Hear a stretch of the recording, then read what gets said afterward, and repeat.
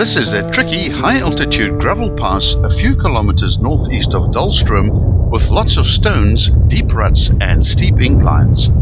It offers lovely scenery and challenging driving, with the road reaching a maximum altitude of 2,102 meters.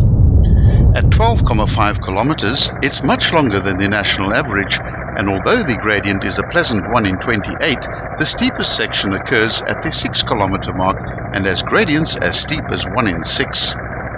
If it's raining, take extra precautions here and moderate your speed to suit the conditions. The road is not suitable for vehicles with low clearance, and even 4x4s will have issues here in wet weather. We issue a cautionary for bikers. The pass is named after the mountain at the western end and forms the bulk of the Dullstroom Nature Reserve.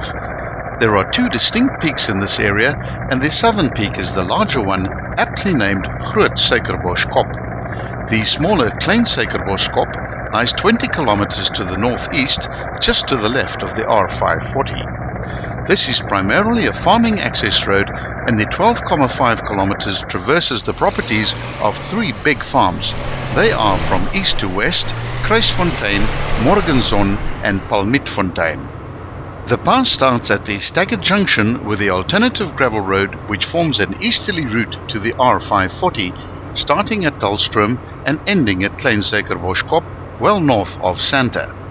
At the Kruisfontein farmstead near the start, the road heads in the general direction of southwest, with two tall rows of trees flanking the road.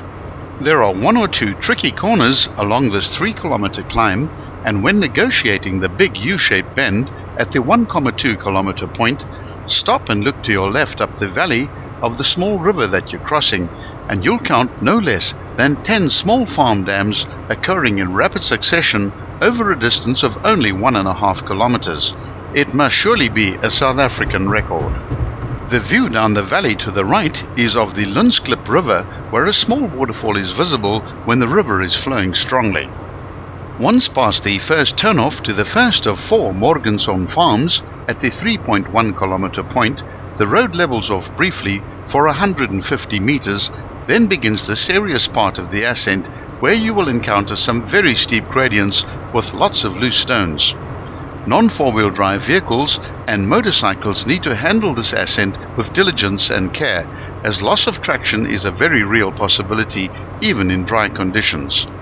In wet weather, this road should only be driven in a 4x4. The steepest gradients at 1 in 6 occur on the approach to the valley where the Morgenzon farmstead is located.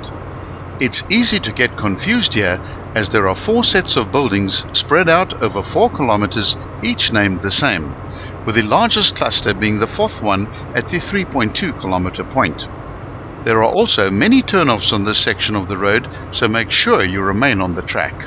The pass offers a great deal of variety, from grassy open plains to densely wooded sections, and some great mountain scenery.